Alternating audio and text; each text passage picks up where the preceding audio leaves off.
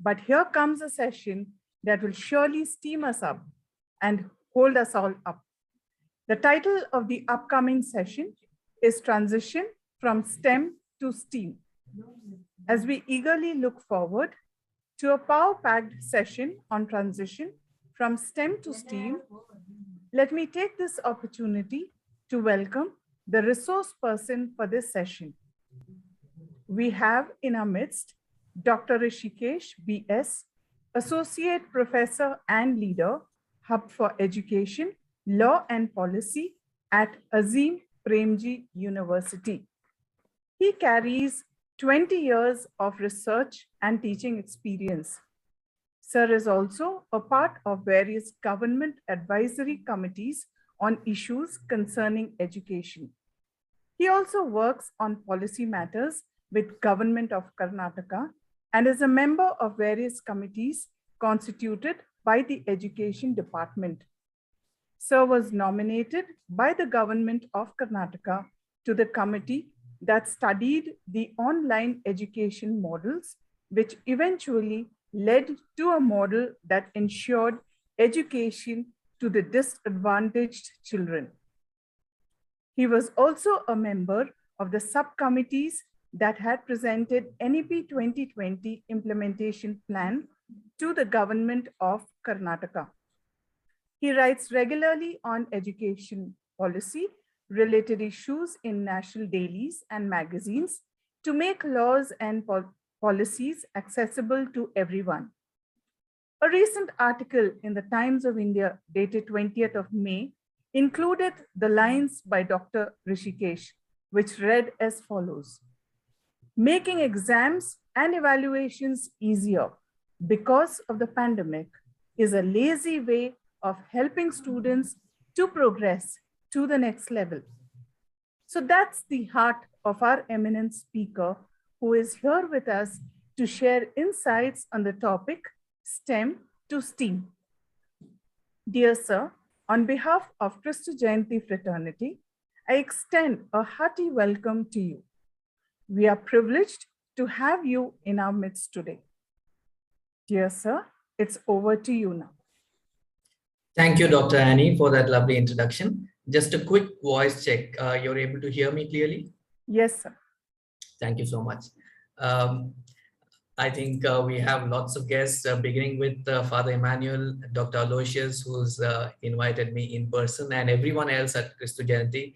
Thank you so much for having me over at this convention that you have put together. I had gone through the invite that you had and the excellent set of topics that you had provided to us speakers. And, you know, it is just unfortunate that I'm not able to attend most of it given some of my other schedules, though you have, I think, scheduled it very nicely at the end of a work day. But in spite of that, I've not been able to. I listened a little bit to Professor Raza earlier, but I do wish you will have your recording somewhere, because I'm sure these are exciting conversations.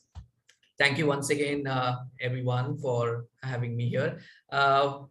I had planned something for about 40 minutes, and I thought about 5 minutes Q&A. So I will try and stick to that so that we are at least able to close by 7:30. I know it's a long day for most of you, and we have more than nearly 400 guests here. So let's try and close this by 7:30, where I do hope that I'm able to cover most of what I want to. As Dr. Annie introduced, the topic that was given to me was the transition from STEM to STEAM and reinventing school education with technology integration. Well, obviously, you know, we will have to couch this within the NEP 2020. But before we go there into what NEP talks about, I want to provide a certain kind of a background in terms of why at all is this acronym STEM very popular. Where did that emerge from? When did that emerge from? Is a very quick background that I would like to place before you. You know, in the ancient times, obviously, as all of us know, education was not universal. it was primarily for the free people, be it any civilization, from the Greek to the Indian. In India, we called it caste, but in other places, there were different categories of people, but they were all basically considered the free people who were not in any kind of a bondage. And it was for them that education was provided, and it was about their minds that education focused upon. So one thing that is there in the kind of education that is planned from the ancient times is the very fact that knowledge is very powerful, and the realization of this fact that acquiring knowledge should be really the primary motive of any kind of education. And so whatever needs to be done to acquire knowledge is to be done, and that is how education was put together in terms of an approach, in terms of a style, right, in terms of what the curricula should be. Since we know that it's a very powerful way of being, we all crave for it. And that is something that has been seen since the ancient times, that we crave to have this knowledge. And that is also the reason why large number of people were kept away from getting education, because you knew that having education is going to give you an edge, and hence it was always safeguarded by the elite. And so this is also the quest for truth, because through knowledge, you're trying to go closer and closer towards the truth, and you didn't want to reveal the truth to everybody. And so you made it very elite, and you kept it as something that only the elite would get. And this truth was also something that usually scrutinized what otherwise was the wisdom of that civilization. So the conventional wisdom, which is what everybody in the civilization had, would be questioned every time you move closer to the truth, because there are various things that come to light as and when you introspect things deeper and deeper. This is also the reason why many civilizations guarded this whole journey towards truth, because otherwise there would have been probably a lot of chaos, and they felt that one way to do it is to have only very few elite people to go closer and closer, and then decide what is to be revealed and what will not be revealed. But then what it does is that it shows, that there is absolutely no limit to the way the human mind works. Today, we believe in something to be truth, and as the mind explores it further and further, we realize as to what we believe was, probably some part of the truth and not all. And sometimes we get to know that it was not truth at all, and we were misguided and truth lie elsewhere. So this probing mind that we humans have is limitless, and that's the reason why humans have been able to have this kind of a journey. It's a different matter that in this journey, finally, we probably have ended up doing more harm to not just the civilization, but to the planet itself. But the fact that we've been able to have this fascinating journey of becoming a species which is very different from rest of the species that this planet has, is to this limitless, let's say, potential that the human brain has. So how does this limitless potential get enhanced? And ancient civilizations itself had figured it out, that the way the brain can be pushed towards these kinds of, almost to the limit of anything that was known, is if one indulges in multiple things, not necessarily fixed to a certain discipline, but across disciplines. So, we may call it today as multidisciplinary approach. In fact, when we engage with another discipline even more closely, we call it interdisciplinary. In fact, when we use two disciplines and insights from two disciplines to come together and find something new, we call that as transdisciplinary or cross-disciplinary. And all this is spoken of in the National Education Policy 2020 as well. But these are things that come from ancient thought across various civilizations in the world. And this is something that ancient civilizations realized, because they realized that only when the brain is allowed to function in this way, across disciplines without any artificial boundaries, that it can push the boundaries, or it can think out of the box, as we call. And that is what really they called as liberal education. It is where the bottom line for anyone who is doing liberal education is daring to know. I'm not satisfied with what I know today. I want to know more. And that, daring to say that what I know today may not be the complete truth is what liberal education provided. And that's one of the reasons why it was kind of limited to the so-called free people, because otherwise they thought that it would lead to chaotic situations.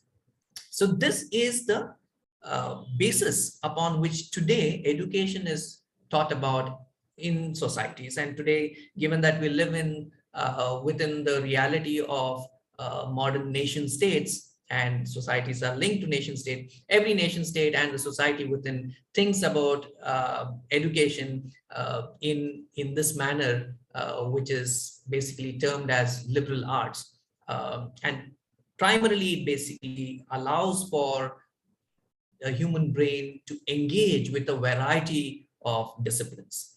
Yeah, and so it is this liberal education which is really the basis for what we even know as STEM. Forget moving on to STEAM, which currently is what we talk about, but even the fact that STEM was very popular, and if you did STEM, the chances of you getting a job was much higher, particularly over the last 30 odd years, is because STEM was founded on these basic principles of liberal education, wherein you moved beyond the disciplinary boundaries to try and find answers to the problems that we face. So this is basically what liberal education is, which is a holistic education, which hence encourages creativity, encourages independent thinking, and all these skill sets, which we again call 21st century skill set. But as all of us here, I presume, are primarily educators, as all of us know,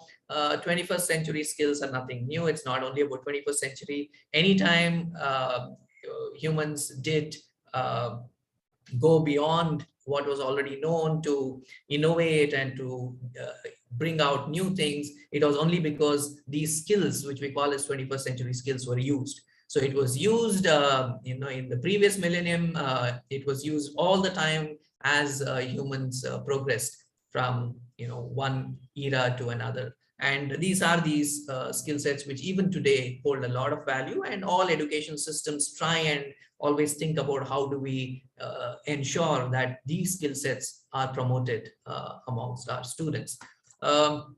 This model of liberal education has become very important today, particularly in the 21st century, as we move into the second decade of the 21st, rather the third decade of the 21st century, is because the globe, as we know, is at a stage where many things are uncertain.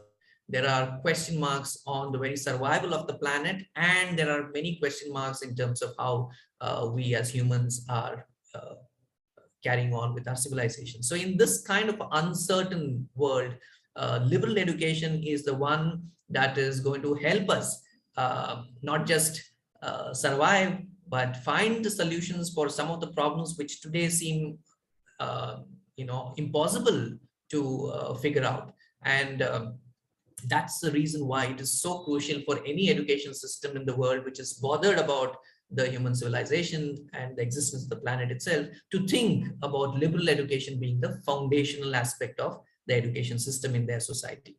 Because it's only with this kind of education in place will we equip our students to face this uncertain world, because we do not even know what the questions are.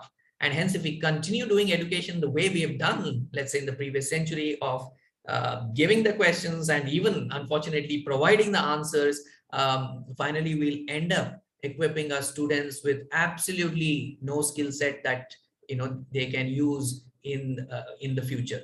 20 years down the line, we really don't know the kind of huge issues that they will have to solve. And that's the reason why liberal education is very crucial.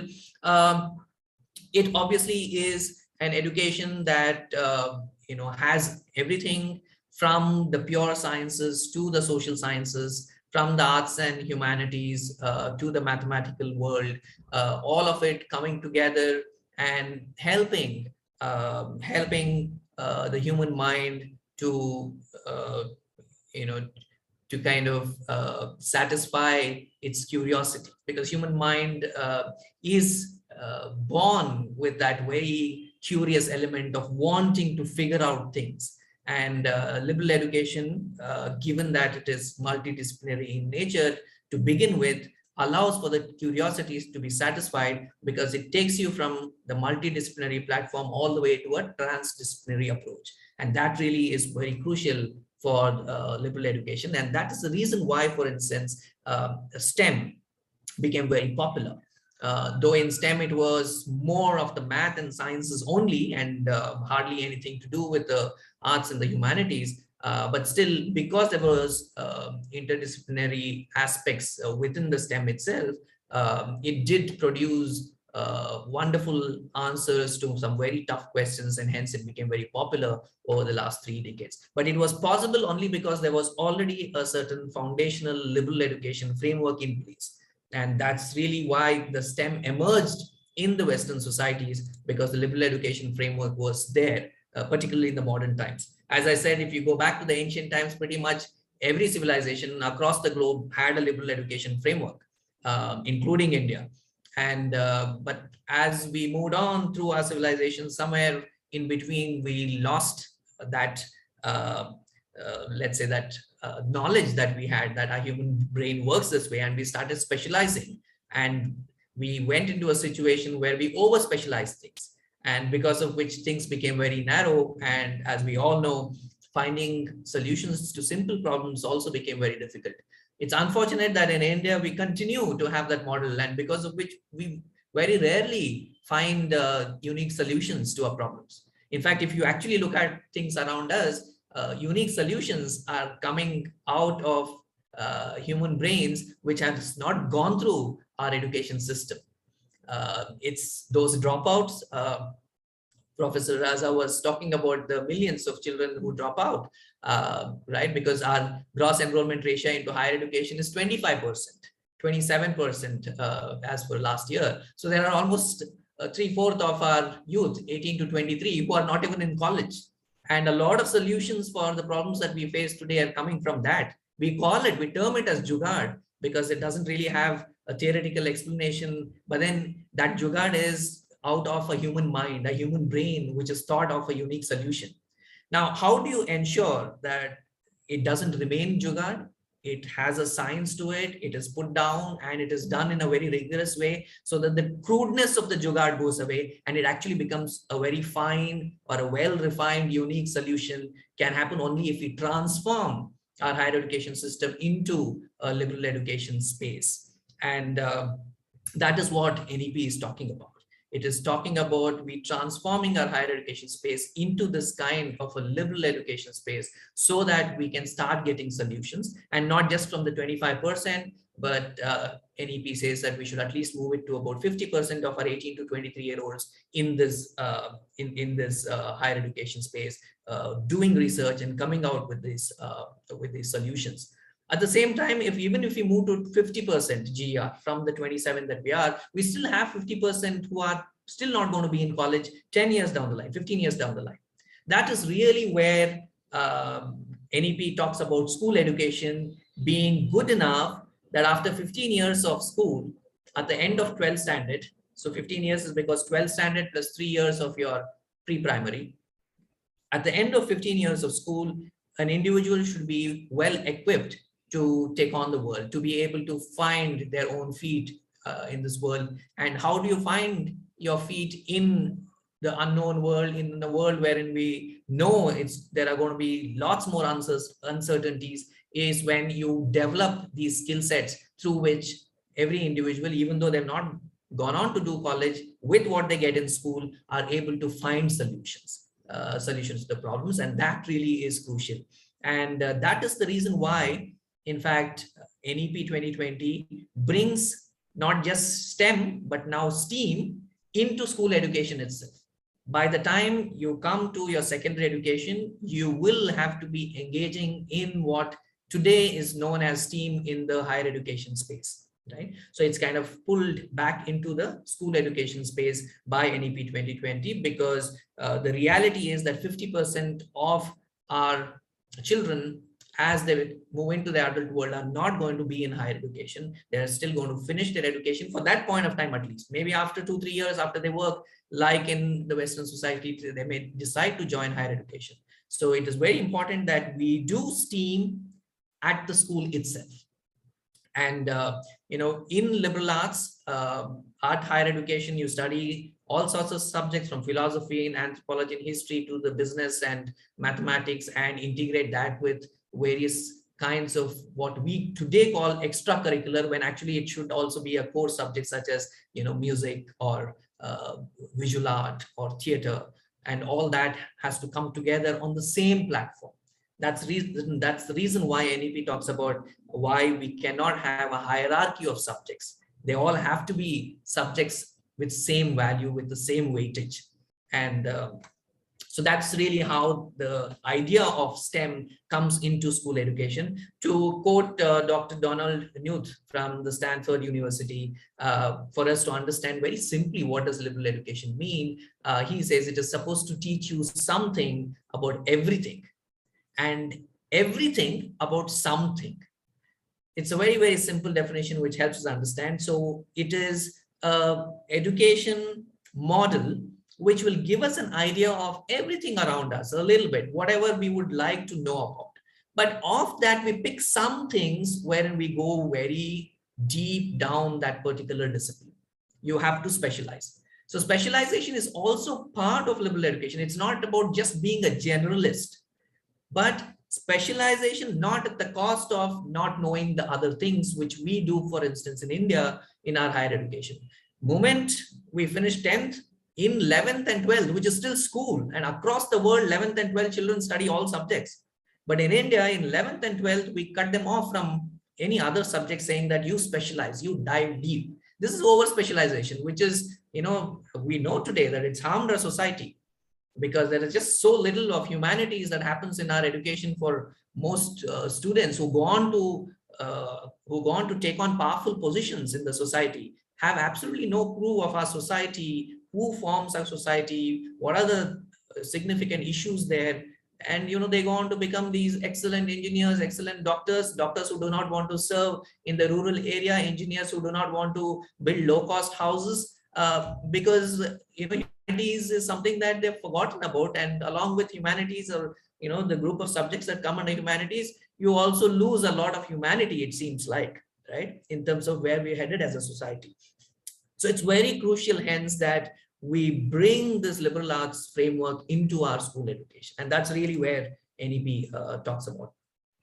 Before we go into school education, very quickly, NEP talks about higher education being this imaginative, broad-based higher education, particularly in the undergrad, where there is rigorous specialization across chosen disciplines, but also in a liberal arts framework, which is why universities are expected to become multidisciplinary. You cannot have just engineering colleges doling out engineering degrees, or B.Ed colleges giving out teacher degrees. You have to have these courses or these programs in a university which gives out many other degrees as well. So an engineering student interested in something like history is also able to go and do history. A teacher educator wanting to understand something a little more deeper in biology would actually go into the medical science course and probably take a course in biology. So this kind of a interdisciplinary approach is the one that is going to help individual minds challenge themselves, and that is when unique solutions emerge, when we challenge the mind. And so NEP talks about creating that ecosystem of higher education where we are able to provide for the human minds to challenge themselves. And so it is in this sense that higher education is being spoken of in a multidisciplinary environment, and not in individual silos or single discipline colleges that exist today. And So this kind of education, which is going to give us very flexible curricular structures, will also have some core subjects. For instance, in Azim Premji University, we whatever be the program, undergrad program that our students are doing, they do many core courses. Just to give you one quick example, one core course is called Understanding India. So this is a core course which basically talks about India as a society. What is India made of? Who are the people that India is made of? Why is it that we are a heterogeneous community? Why is it so crucial for us to have the constitution? Because when we are a heterogeneous society, we need to have a certain kind of a broad framework wherein we accept, agree, and ensure that each and every single Indian is equally treated, irrespective of anything, religion, caste, class, or whatever. And for that, constitution is important. So to build this idea of India as a heterogeneous society and the constitution as the framework with which we work, we need these kinds of courses where students over 2 or 3 semesters engage with various issues, various current issues, which are in fact in many cases also breaking the society apart, and see as to why is that happening, and what was it that was conceived when we became independent, and what was it that were put into the constitution as those aspects which are going to strengthen a society, and why is that rupturing, right? These are the discussions that can happen in courses such as this, and that is why this is a core course. So this core course, I mean, and that's what NEP is talking about, saying that we need to have this kind of an approach. So whether in our university, whether someone is doing a BSc, a BA, or teacher education, or economics program, they all study Understanding India as a core course. And this is something that has to happen across the country, irrespective of an engineering college or a law college or a medical college. So this creative combinations of discipline is one, it's important for us to understand the current realities, but two, it is also, as I've been talking, important for us to challenge our brains. And this is really where we can find innovative and unique solutions that are required. Of course, there are other aspects such as multiple exit and entry, and very deeply invested in research kind of a doctoral program. These two have their own aspects, very critical that multiple exit and entry is there. There is some criticism on that, but I feel it is completely unfounded. The reason why multiple exit and entry is there is for us to move from 27% to 50%, we need to have this. Many people think that this is going to help students drop out, but then if it was only multiple exit, you could say that it's going to encourage children to drop out or youths to drop out, but it also has multiple entry, which means students who drop out for various reasons, economic hardship in the families, whatever issues, they can come back and not start from where they left, or where the program begins, but they can start from where they left. That's the reason why the multiple exit and entry is important. So the criticism on multiple exit and entry making things easy for students to drop out is unfounded, because if we do a good program, students would always want to come back. And it's also going to help those students who have to go out for some time of a structured education program can come back as well. Anyway, that's a different topic. I'll come back to STEM. And when we look at, I mean, I'm sorry for, just so much on the slide here. This is straight out of University of Central Florida, their website in terms of what they talk about with regard to STEM. Very clearly, as you see, it is about having these sciences and the mathematics come together to help create skill sets in an individual, which is going to be useful in the society, right? And that's the reason why Pew Research Center came out with this finding that 79% of occupations in US since 1990, or rather, sorry, the growth has been 79% with regard to STEM related occupations in the US since the 1990s. So that's a huge growth, right? I mean, almost 80% of growth since 1990, which is basically showing us that STEM is a set of subjects that is giving skill sets to our students, which is useful in the society. And rather than come out with just one specific specialization, they're finding this much more useful. And similarly, it's also talking about how with technological changes happening, STEM is becoming even more important, right? It's primarily because it helps develop well-rounded individuals. It's not about just creating these masters in certain specific subjects, but it's about creating well-rounded individuals, because of which STEM has gained this huge popularity. In just 30 years, an 80% growth is absolutely huge. It's pretty much been that single approach which everyone wants to get onto.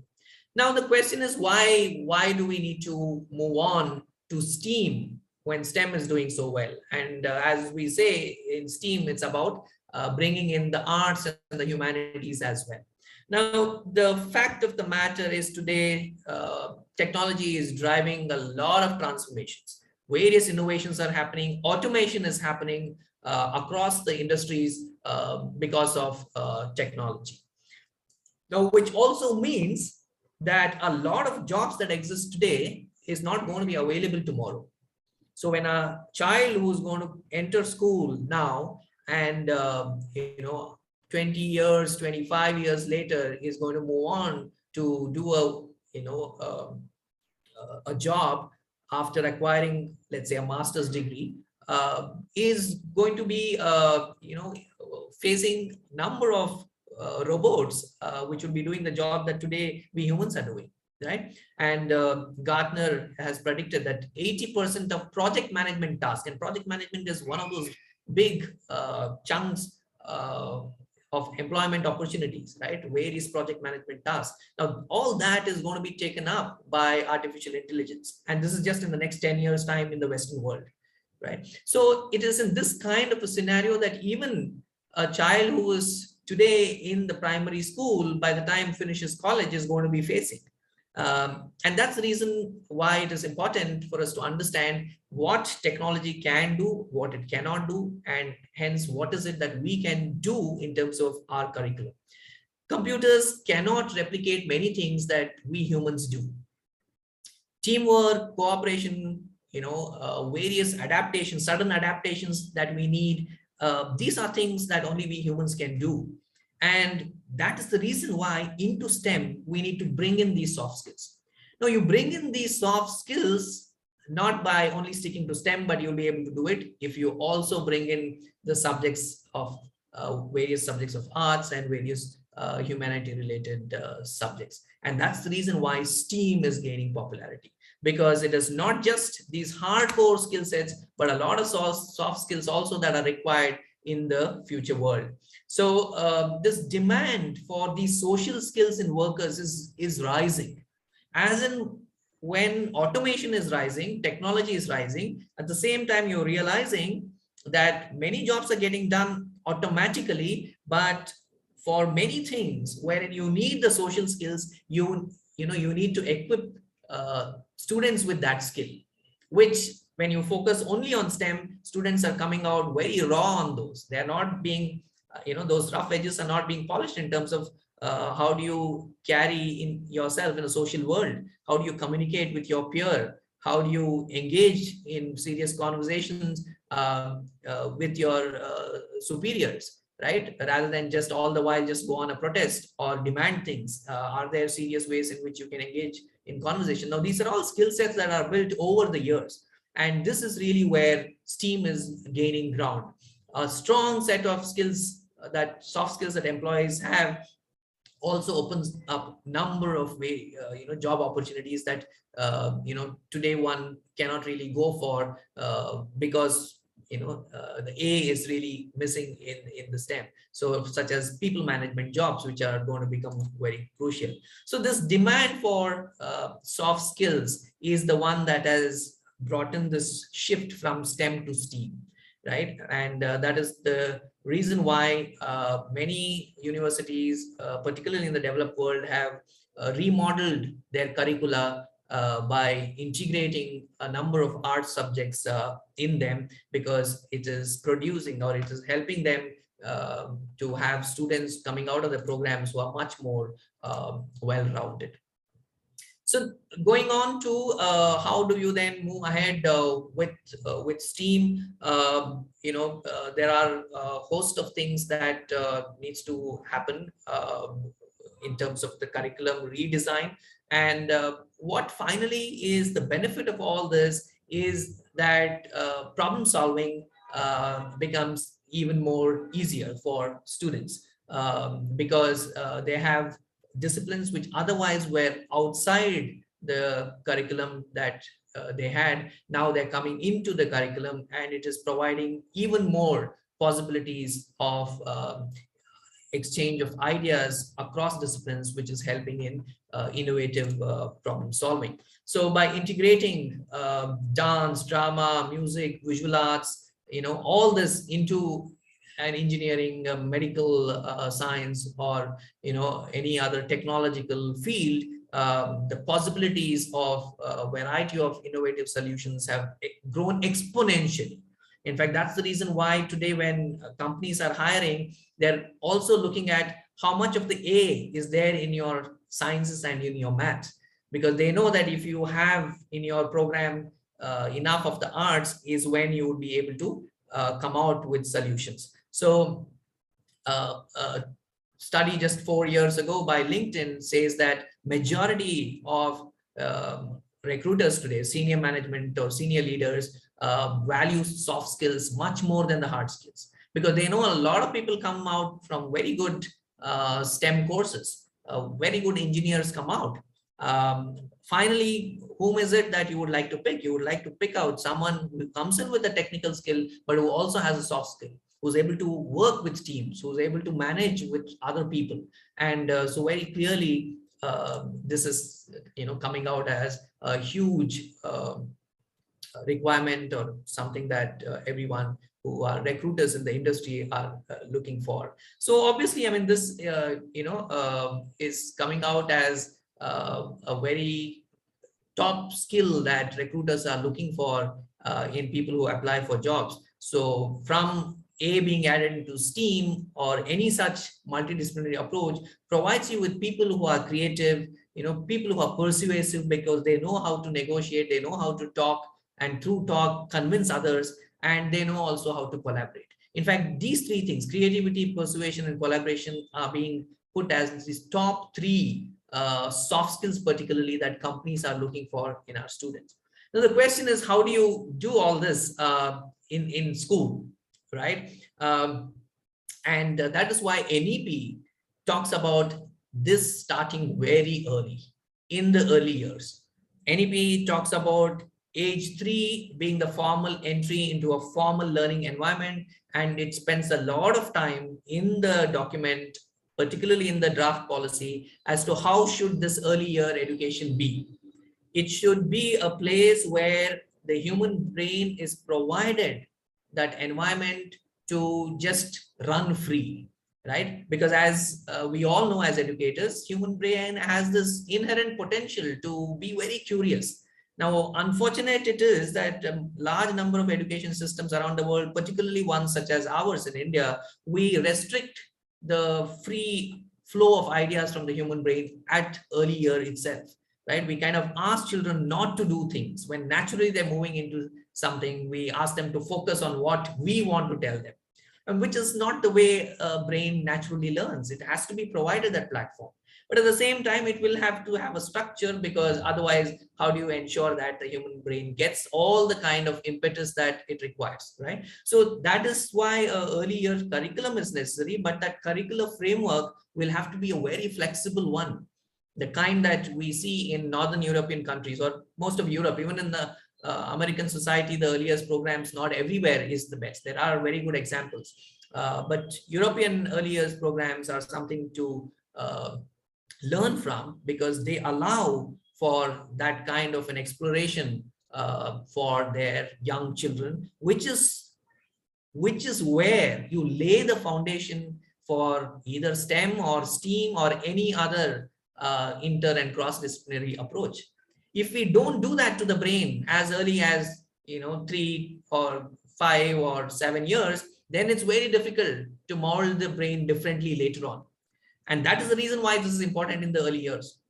if you make the brain's connections as flexible while a child is in these early years, which is why NEP calls these years as the foundational stage, year 3 to year 8, these 5 years of the foundational stage, the way you mold the brain at that point of time is how the brain is going to naturally behave later on. So if we make, or if we allow for the brain to develop in this very flexible way, when these children reach college and they get a liberal arts framework, they're going to thrive there. But if we mold the brain in a very strict sense and to be thinking very narrowly in very linear manner, when they come into engineering program, or when they come into a teacher education program, when they come into any higher education program, and you ask them to think out of the box, the brain is unable to do so. And we all know, I mean, many of us who have grown in some of these very strict systems, we do find it much more difficult to come up with new ideas. I mean, everyone thinks we're giving you the freedom. Why don't you come up with ideas? We can't, because our brain is not primed in that manner. And, we see the difference when you engage with a peer who comes from a system like this. They are so easily able to come out with this, innovative solutions. So, as almost as a very natural way of thinking. But for many of us, it is difficult. And that is because of the kind of system that we've been put through. And so it is very important that our students who 20 years later, as I keep repeating, we do not know the kind of world and the problems that they're going to face in the world, are going through a system where these various aspects are tapped upon. And the early years curriculum and the design of it is hence very, very crucial. Even before NEP in 2018, NCERT came up with a decent and progressive early years curriculum.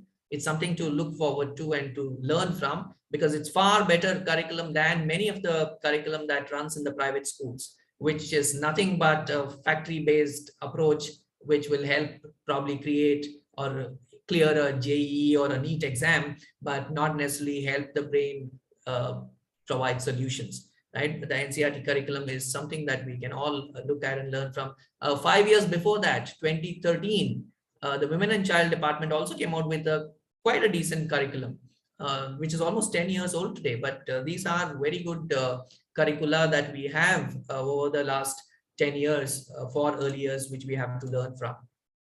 I think Dr. Raza did speak about it. I'm not going to speak much about it, but then the reason why we have this new structure for NEP is because the way that we're going to teach at the different level in school will have to be thought through if we are to think about liberal arts or liberal education as the framework as they grow up. So foundational stage, a lot of play-based, activity-based approaches so that the brain is given the stimulation that it's required. Preparatory stage, wherein you pretty much do what you today do in your kindergarten, is something that you do at grade 3.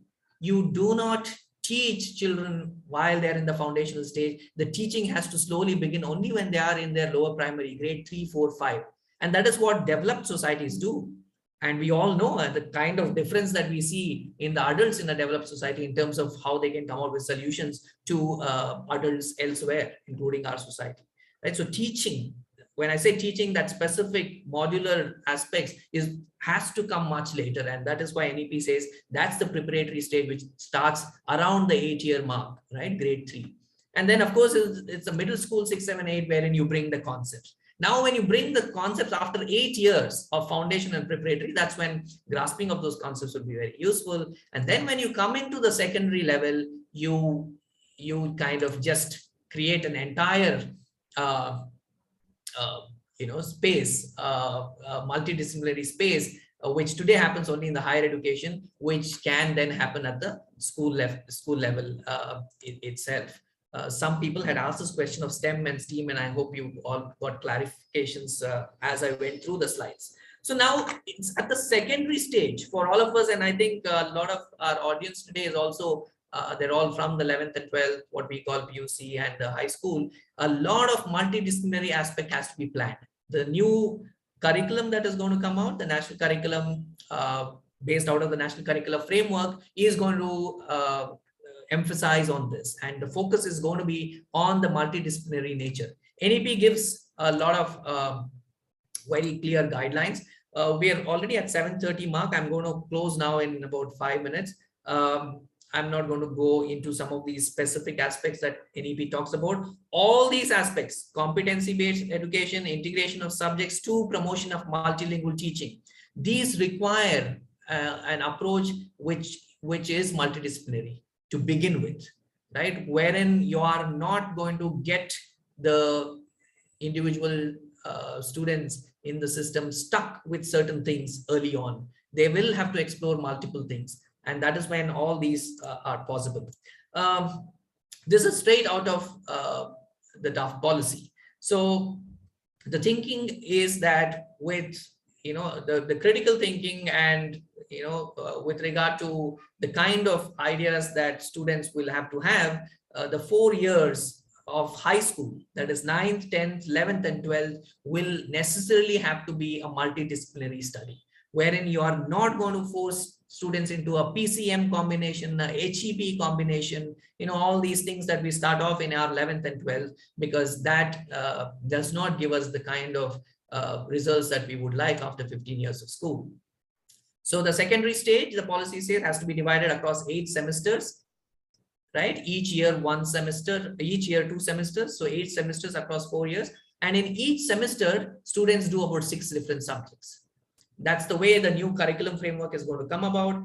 So there could be 6 different subjects, but then they will have to be from different categories. So you may have 2 subjects of the math, higher math, standard math, higher math. You may have 2 subjects of the science, chemistry and physics, basics, both. But you can't then say my other 4 subjects or other 3 subjects are also going to be math and science, even in 11th and 12th. You can specialize in some aspects, but you will have to necessarily take subjects also from your arts and humanities. You will have to take it from your languages as well. So that's the way that NEP is going to come out with the national, or rather the NCRT will come out with the national curriculum framework, wherein there are going to be options for students to choose from, but at the same time, they will also have to choose from all the different boxes, right? And this is obviously going to be tested in board exams in this manner, and not by saying that, okay, we are not going to do any assessments in music because it's not really important. We will only do assessments in math. That is what is going to count, is not going to be the norm going forward. It will probably continue because of, what we have as a society, sticking to some of these even regressive ideas, as I was introduced and my comment was read out. We had to have a board exam, and so we did it irrespective of whether children had learned or not. So there are many ideas we are stuck to just because we've been doing it for many years. But then what NEP says is that we need to have modular board exams where students keep taking these assessments as and when they're ready across these 8 semesters. So NEP gives a broad guideline saying that you can have exams in math, in science, in history, in contemporary India, in ethics, in philosophy, in digital literacy, computational thinking, in physical education, in vocational subjects. So this is the way the subjects, the courses are going to be spread, and students will have to pick from all these different subjects. So they will also have to pick from vocational subject. You can't say, oh, I'm good in maths, I'm going to do 4 courses in maths, I will not do vocational. You have to, because that's the way that you're going to help your brain engage in multiple aspects, so that when you come into higher education and when it's a liberal education framework, your brain is primed to engage in things in the manner that it ought to be engaged in. I'll just run through this since we've run out of time. So advanced subjects are also going to be there for specialization. As I said, you could begin with standard math, but you could go on to a higher math 1, higher maths 2, similarly in sciences as well. So this is the broad framework through which NEP is moving our school system with this bouquet of 24 board subjects. Now remember, 24 subjects, not in 1 year. These are 24 subjects or 24 exams that one takes across 4 years. And you acquire credits, and by acquiring credits, by the end of 4 years of secondary education, you should have acquired enough credits for you to get a school leaving certificate.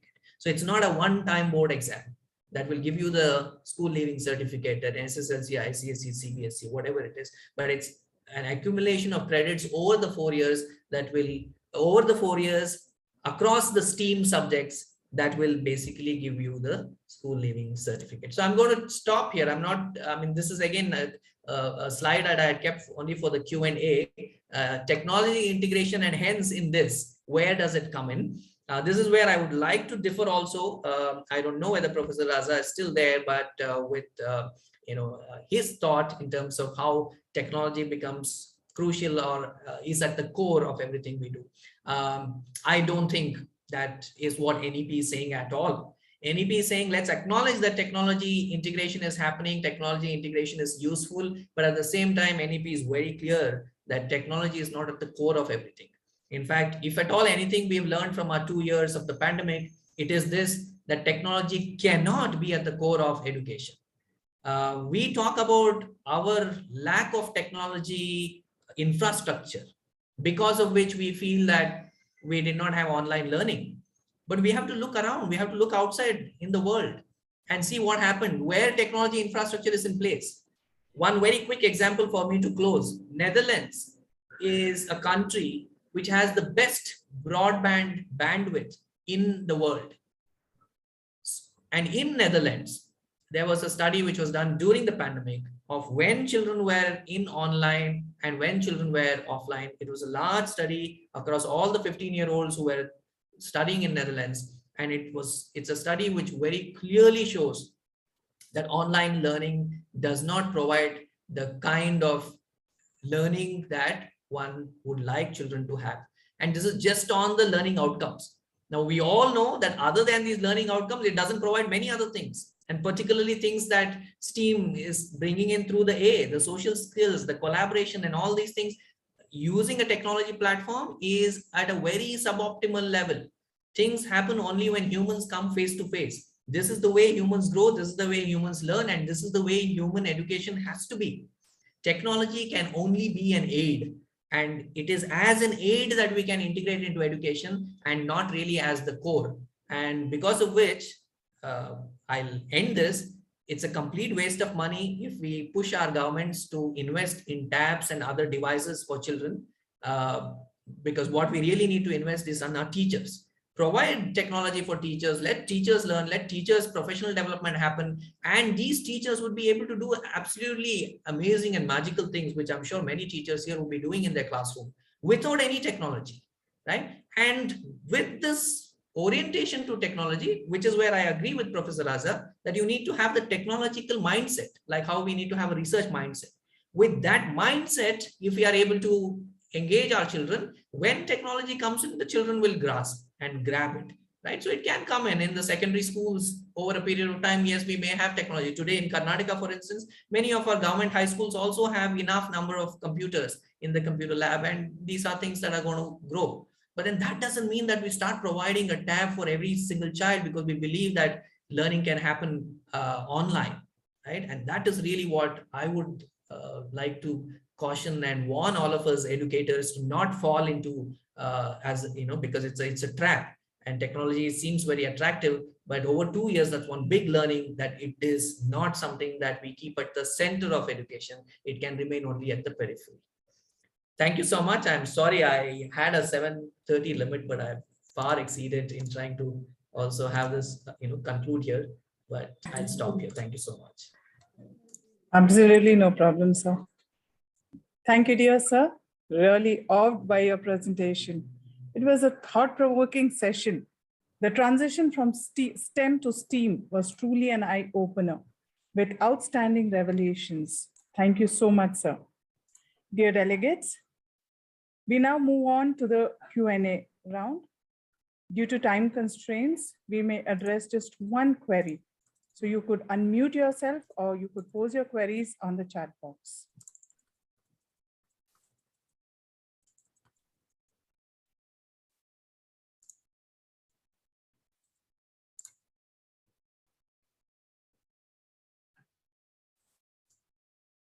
In the meantime, dear delegates, an important announcement. If any of the participants are attending the session without registering, we request you to complete the registration to the Educators Meet by clicking on the link that is now sent on the chat box. Please note that this is a sponsored program by Kristu Jayanti College, and therefore there is no registration fees. However, it is mandatory to register to get the certificate of participation. So if there are no more queries, let me now propose the vote of thanks. Dear sir, our heartfelt gratitude for your words of wisdom, and we thank you for sharing insights on the topic transition from STEM to STEAM. And I'm certain that all our participants have had an enriching and enlightening session. I must say, sir, all this while specialization that sounded more equipping now sounds so limiting. Same goes with technology. You have enlarged the term STEM to STEAM to an ocean-wide substantial essence and given a new dimension to our minds. Thank you, sir, once again. A heartfelt thanks to all the distinguished guests for being part of this session. We sincerely appreciate you for taking the time to attend the session. Thank you all once again.